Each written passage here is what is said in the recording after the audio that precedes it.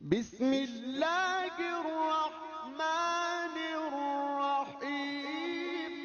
नहमदुहु व नुसल्ली अला रसूलिहिल करीम अम्मा बाद फ़ाउज़ु बिल्लाहि मिनश शैतानिर रजीम बिस्मिल्लाहिर रहमानिर रहीम। मैं हूं प्रोफेसर हकीम इसहाक सुल्तान और अपने यूट्यूब चैनल से आपको खुशामदीद कहता हूं। दोस्तों, आज हम बात करेंगे गुर्दों के फेल होने के साइन और सिम्टम्स क्या होते हैं, यानी वो अलामात क्या होती हैं। जो गुर्दे ख़राब होते हैं तो एक मरीज़ के अंदर जहर होती हैं और जिसको पहचान के कोई आम आदमी भी है उसको पता चल सके कि उसके गुर्दे ख़राब हो रहे हैं। दोस्तों, गुर्दों का हमारे जिस्म के अंदर बहुत अहम काम होता है, ये तो हम सब जानते ही हैं कि गुर्दे हमारे जिस्म से वेस्ट मटेरियल है उसको खारिज करते हैं, यानी हम जो ग़िज़ा खाते हैं उससे जहाँ हमें एनर्जी मिलती है वहाँ पर कोई वेस्ट प्रोडक्ट भी पैदा होते हैं, जैसे ब्लड यूरिया है, क्रिएटिनिन वगैरह है, यूरिक एसिड वगैरह है, तो हमारे गुर्दे उनको खारिज करते हैं। और इसके अलावा हमारे जिस्म के अंदर कुछ इलेक्ट्रोलाइट्स होते हैं, उनको भी ये बैलेंस करते हैं, जैसे कि सोडियम है, पोटाशियम है और कैल्शियम है। इनका भी हमारे जिस्म के अंदर बहुत अहम रोल होता है। तो दोस्तों, इनिशियल स्टेज के अंदर जब गुर्दे ख़राब हो रहे होते हैं तो हमें पता ही नहीं चलता कि हमारे गुर्दे ख़राब हो रहे होते हैं। सेकेंडली, मैं आपको ये भी अर्ज़ कर दूं कि जैसे मैंने पहले कहा कि गुर्दे का हमारे ये तो हम सबको पता ही है कि उसका फंक्शन क्या है, लेकिन बहुत सारे लोगों को ये पता नहीं है इसके अलावा उनके काम क्या होते हैं। यानी ये जो किडनीज़ हैं ये हमारे जिस्म के अंदर हार्मोन्स पैदा करते हैं, जैसे रेनिन हार्मोन्स है, ये ब्लड प्रेशर को कंट्रोल भी करता है और रेगुलेट भी करता है। इसके अलावा एक और हार्मोन्स है जो कि हमारे जिस्म के अंदर खून बनाता है, जिसे हम एरिथ्रोपोइटिन कहते हैं। और इसके अलावा हम जो खुराक से और सूरज की रोशनी से और दूध वगैरह से जो हम विटामिन डी अपने बॉडी के अंदर ले जाते हैं और जो कि हमारी हड्डियों की खुराक बनता है, वो तब तक वो हमारी जो है वो विटामिन डी जो है वो कभी भी हमारे काम नहीं आ सकता है जब तक किडनी उनको एक्टिव फॉर्म में नहीं बना देता। यानी ये इसके मेजर ये भी 3 काम है जो कि इसके बाकी जैसे मैंने बताए हैं कि इनके जिस्म से जहरीले मादों को खारिज करने वाले हैं।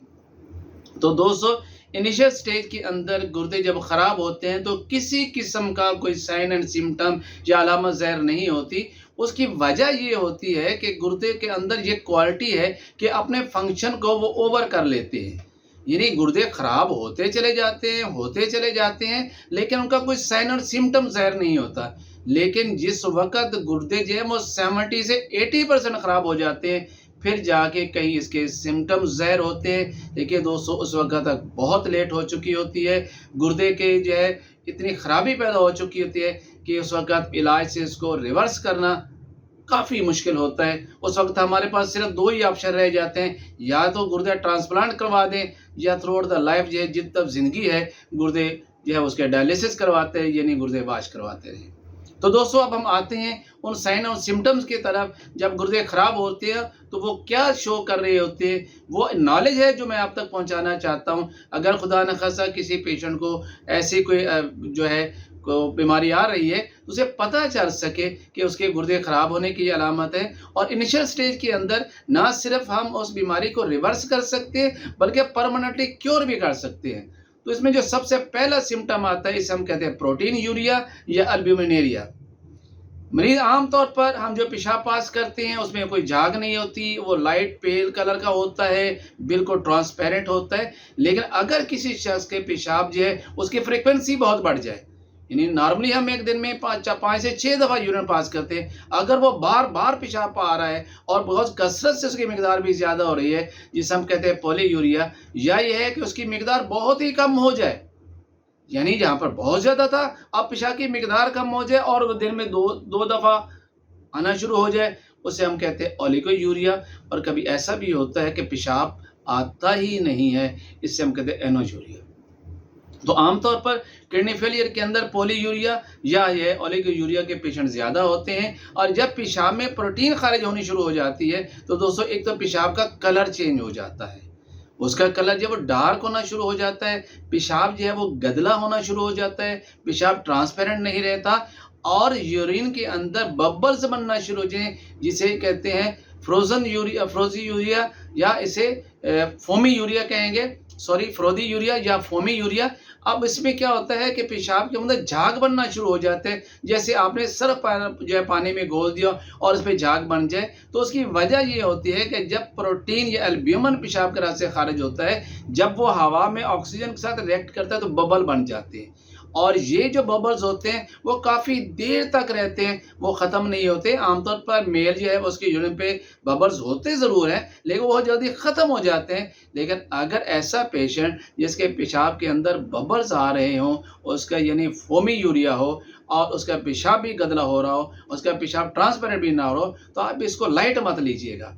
आप फौरी तौर पर किडनी जो फंक्शंस टेस्ट करवाइए, यानी आप KFT टेस्ट करवा लीजिएगा और उसमें देखें कि आपका पेशाब के अंदर प्रोटीन वगैरह खारिज हो रही है और कितने प्लस खारिज हो रही है, क्योंकि इब्तदा के अंदर तो क्रिएटिनिन कभी भी नहीं बढ़ेगा। सपोज अगर किसी पेशेंट को आज पेशाब में प्रोटीन खारिज होना शुरू हुआ है, तो हो सकता है 4-5 साल के बाद जाकर उसका क्रिएटिनिन लेवल बढ़ना शुरू कर दे, तब हम कहें किडनी फेलियर हो रहा है। लेकिन इब्तदाई स्टेज के अंदर जो है वो 3 साल 4 साल वगैरह, उसमें तो जो है वो सिर्फ आपका प्रोटीन जो पेशाब से खारिज हो रहा होता है, क्रिएटिनिन लेवल नहीं बढ़ता।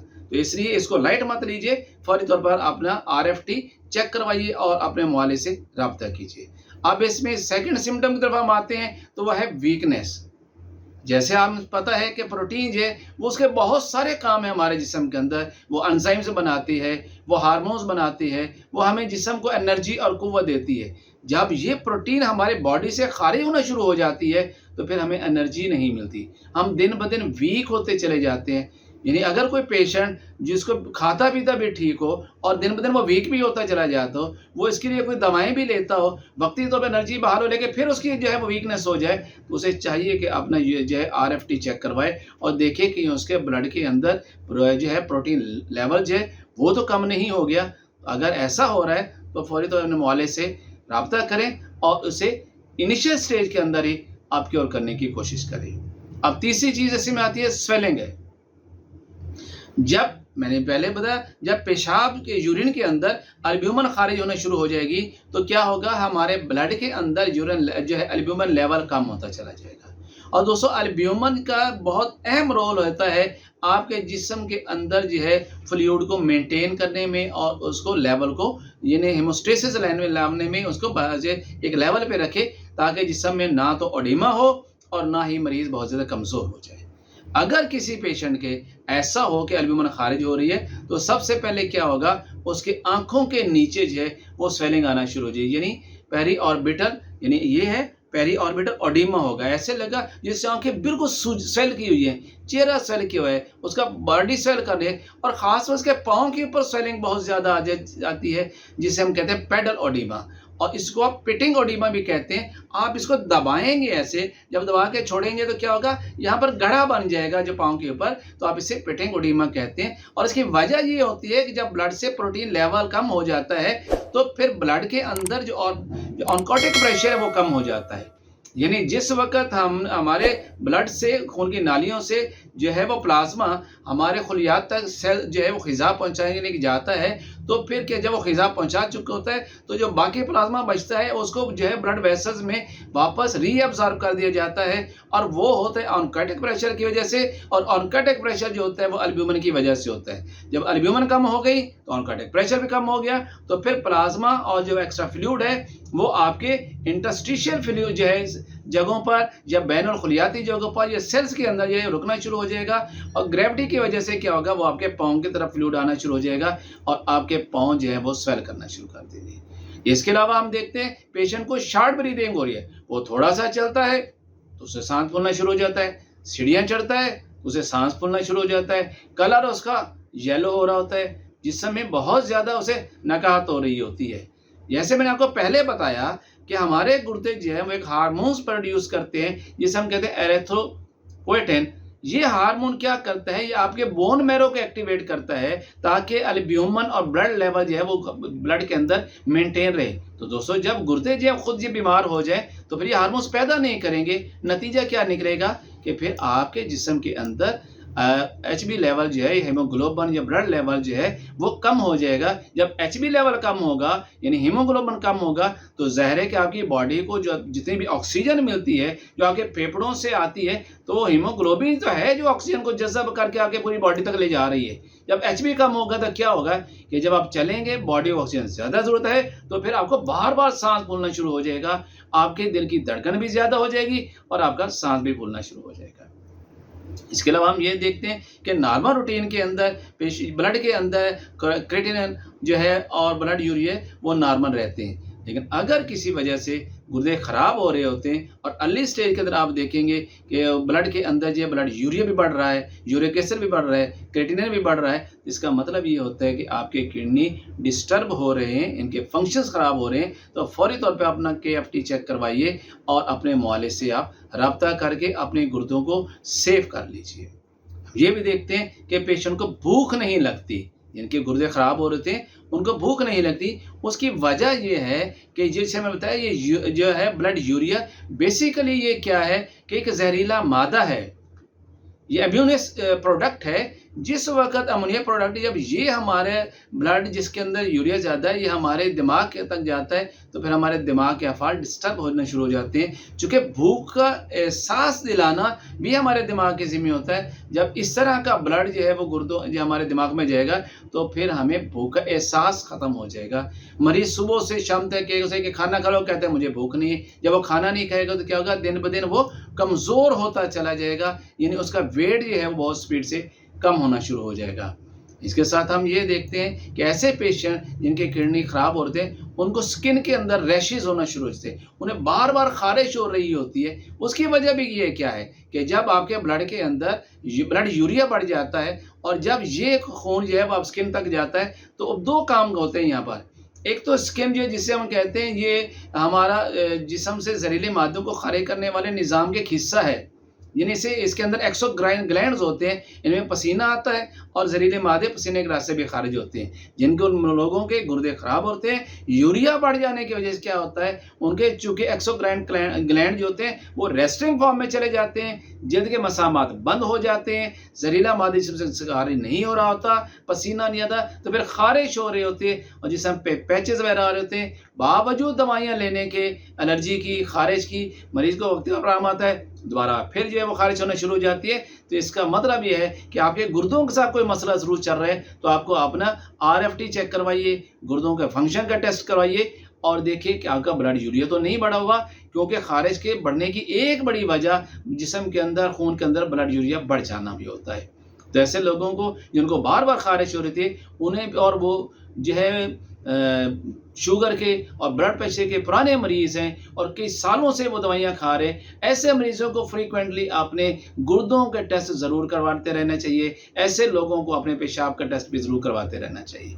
और सबसे अहम जो चीज़ है जिसकी जो मैं आपको तवज्जो दिलाता हूँ कि वो लोग जो कि शुगर के पेशेंट होते हैं उनमें, और जब बाकी लोग जिनका बिला वजह ब्लड प्रेशर जो है वो हाई होना शुरू हो जाता है, बावजूद दवाइयाँ खाने के उनका ब्लड प्रेशर कंट्रोल नहीं हो रहा होता, तो उन्हें लाजमी तौर पर अपने गुर्दों के टेस्ट करवाना चाहिए। क्योंकि जैसे मैंने आपको पहले बताया कि गुर्दे जो हैं वो हार्मोन्स रिलीज करते हैं, उनमें जो कि हमारे ब्लड प्रेशर को ना सिर्फ कंट्रोल करते हैं बल्कि रेगुलेट करते हैं। इसका नाम है रेनिन हार्मोन्स। अगर गुर्दे ख़राब हो जाएं तो फिर ये हार्मोन्स प्रोड्यूस नहीं करेंगे, नतीजा क्या होगा, हमारा ब्लड प्रेशर बावजूद दवाइयाँ खाने के कंट्रोल नहीं होगा।